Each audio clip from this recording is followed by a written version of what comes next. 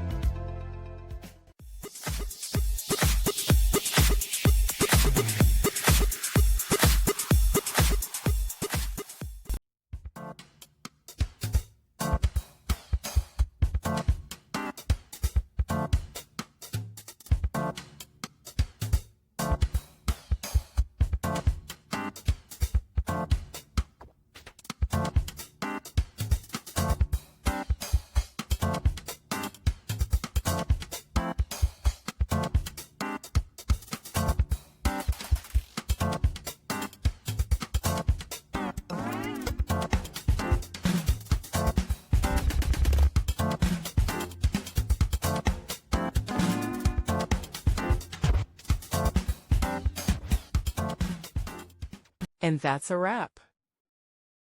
I hope you found the answer you were looking for. If you did, take a second to hit that subscribe button. It really helps out. And let me know in the comments which solution worked best for you.